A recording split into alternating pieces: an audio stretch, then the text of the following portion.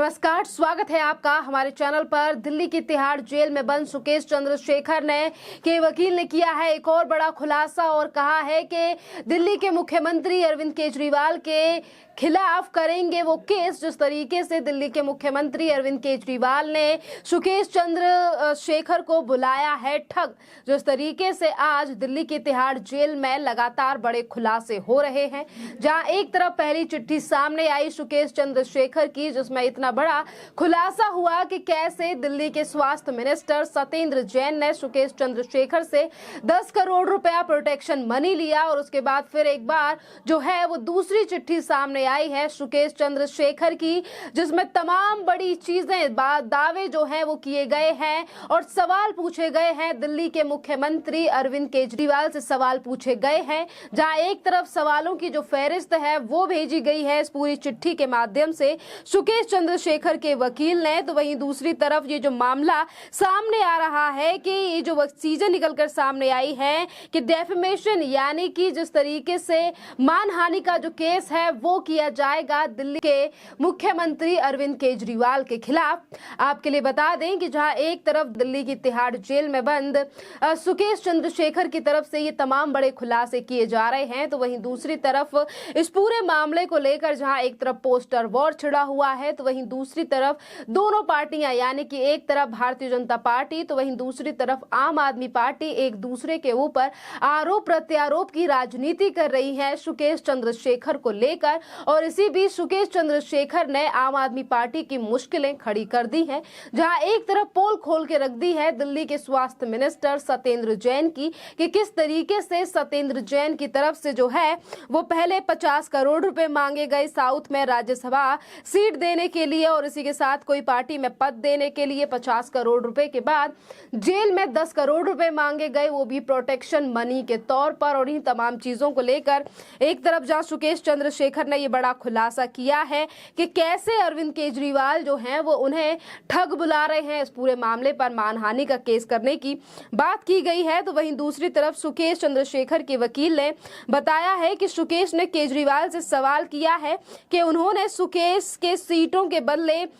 500 करोड़ रुपए इकट्ठा करने के लिए 20-30 लोगों को लाने के लिए मजबूर क्यों किया, और वहीं अगर वो ठग थे तो आखिरकार उनसे जो है वो इतना पैसा आम आदमी पार्टी की तरफ से क्यों लिया गया। जहां एक तरफ ये तमाम बड़े खुलासे हो रहे हैं, मानहानि के केस की बात की गई है अरविंद केजरीवाल के खिलाफ, तो वहीं दूसरी तरफ हम आपको बता दें आम आदमी पार्टी के तमाम नेताओं की तरफ से भी इस पूरे मामले पर अब तमाम जो टिप्पणियां हैं वो की जा रही हैं। एक तरफ दिल्ली के डिप्टी सीएम मनीष सिसोदिया ने कहा है कि भारतीय जनता पार्टी जो है ये चाल चल रही है क्योंकि चुनावों का डर है और इसीलिए महाठग सुकेश चंद्रशेखर को अपना पार्टनर जो है वो भारतीय जनता पार्टी ने जेल के अंदर बना लिया है और इसीलिए ये राजनीति जो है वो की जा रही है आम आदमी पार्टी और दिल्ली के मुख्यमंत्री अरविंद केजरीवाल के खिलाफ। तो वहीं दूसरी तरफ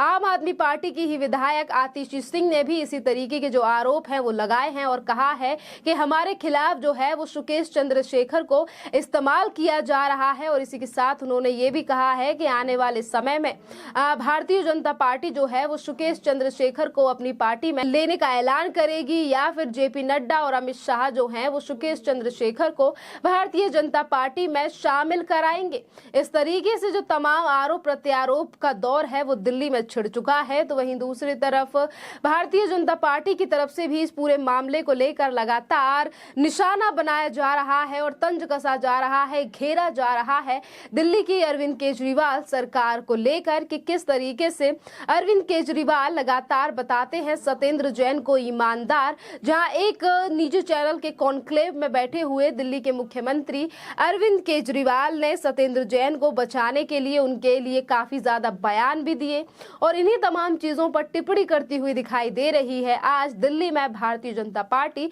जो कि विपक्ष की भूमिका में है। इसी के साथ हम आपको ये भी बता दें कि कॉन्क्लेव की बात अगर हम करें तो दिल्ली के मुख्यमंत्री अरविंद केजरीवाल ने सत्येंद्र जैन को लेकर कहा कि किसी को भी नहीं पता है कि आखिरकार सत्येंद्र जैन जो हैं वो किस मामले को लेकर जेल में बंद हैं, और इसी के साथ उन्होंने ये भी कहा है कि किसी को नहीं पता कि क्यों सत्येंद्र जैन जेल में बंद हैं। ईडी यानी कि भारतीय जनता पार्टी और ईडी ने इन्होंने कोलकाता में 2 हवाला डीलर्स की गर्दनों को मरोड़कर कहलवाया कि सत्येंद्र जैन को हवाला की एंट्री दी है और सत्येंद्र जैन को अरेस्ट कर लिया। उन दोनों को आज तक अरेस्ट नहीं किया है, सामने पेश नहीं किया, घर जमाई बनाकर रखा है। इस तरीके से जो बातें हैं वो की गई हैं दिल्ली के मुख्यमंत्री अरविंद केजरीवाल की तरफ से, जहां एक तरफ जेल में बंद सत्येंद्र जैन को लेकर लगातार बड़े खुलासे हो रहे हैं कि कैसे उन्होंने सुकेश चंद्रशेखर से 50 करोड़ रुपए की रकम ली, वो भी पद देने के लिए, राज्यसभा सीट के लिए। और वहीं दूसरी तरफ जो बड़ी चिट्ठी फिर एक बार जो भेजी गई है दिल्ली के उपराज्यपाल के लिए, इसमें भी तमाम बड़े खुलासे जो हैं वो दिल्ली सरकार को लेकर किए गए हैं सुकेश चंद्रशेखर के वकील की तरफ से। तो वहीं हम आपको बता दें कि एक तरफ सत्येंद्र जैन है तो वहीं दूसरी तरफ दिल्ली की आबकारी नीति में फंसे हुए दिल्ली के उप मुख्यमंत्री मनीष सिसोदिया हैं। जिस तरीके से मनीष सिसोदिया के ऊपर भी सीबीआई जो है वो लगातार जांच कर रही है और इसी पूरे मामले में अभी 25 अक्टूबर को ईडी की तरफ से छापेमारी भी कई जगहों पर की गई थी। और आज एक और जो बड़ा आरोप है, दावा है, वो किया गया है दिल्ली के उप मुख्यमंत्री मनीष सिसोदिया की तरफ से, जिस पर उन्होंने कहा है कि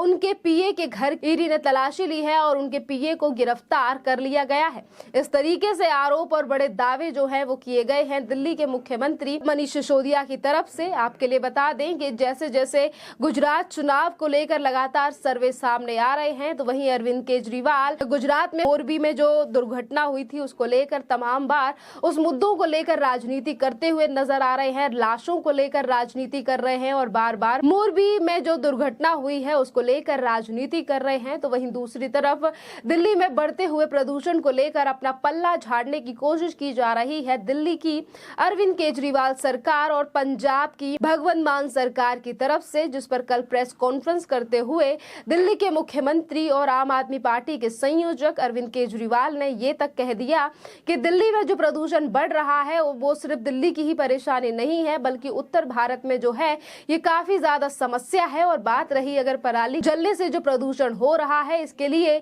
आप किसानों को जिम्मेदार ना ठहराएं, उसके लिए हमारी सरकार जिम्मेदार है। और इसी पूरे मामले पर कल पंजाब के मुख्यमंत्री भगवंत मान ने भी आश्वासन दिया और बात कहा, और वहीं पराली के मुद्दे से वो अपने आप को बचाते हुए नजर आए और उन्होंने कहा कि हम अगले साल तक इस पूरे मामले का, पराली का जो है वो इंतजाम करेंगे। जो पराली जलाने की समस्या है, एक के बाद एक जो चीजें हैं खुलासे हो रहे हैं कि किस तरीके से पंजाब के जो किसान हैं वो काफी ज्यादा परेशान हैं इन तमाम चीजों के चलते। तो वहीं दूसरी तरफ दिल्ली सरकार में मंत्री हैं, एक तरफ सत्येंद्र जैन है तो वहीं दूसरी तरफ दिल्ली के उप मुख्यमंत्री हैं मनीष सिसोदिया, एक के ऊपर ईडी तो वहीं दूसरी तरफ सीबीआई। ये दोनों ही जो केंद्रीय एजेंसियां हैं लगातार दोनों मामलों में जांच कर रही हैं। और वहीं सुकेश चंद्रशेखर की ये चिट्ठी, जो कि दूसरी बार फिर एक बार चिट्ठी जो है वो सामने आई है, दिल्ली के उपराज्यपाल वीके सक्सेना के लिए ये चिट्ठी भेजी गई है। आपके लिए बता दें कि इससे पहले जो चिट्ठी दिल्ली के उपराज्यपाल वीके सक्सेना के लिए भेजी गई थी, उसके बाद उपराज्यपाल ने एक्शन लेते हुए तिहाड़ जेल के डीजी को बर्खास्त कर दिया, उनका तबादला कर दिया था। देखना अहम रहेगा कि दूसरी चिट्ठी को लेकर दिल्ली के उपराज्यपाल क्या एक्शन लेते हैं, क्योंकि इसी चिट्ठी के बाद जो है वो दिल्ली में एक तरफ भारतीय जनता पार्टी है तो वहीं दूसरी तरफ दिल्ली सरकार, इन दोनों में आरोप प्रत्यारोप का जो दौर है वो लगातार जारी है सुकेश चंद्रशेखर को लेकर, जिनकी चिट्ठी से इतने बड़े बड़े खुलासे हो रहे हैं। जहां एक तरफ प्रोटेक्शन मनी तो वहीं दूसरी तरफ किस तरीके से 500 और 50 करोड़ की जो है वो बात सामने आ रही है। खैर, इस पूरे मामले पर आपकी जो भी राय हो आप हमें कमेंट करके जरूर बताइए। धन्यवाद।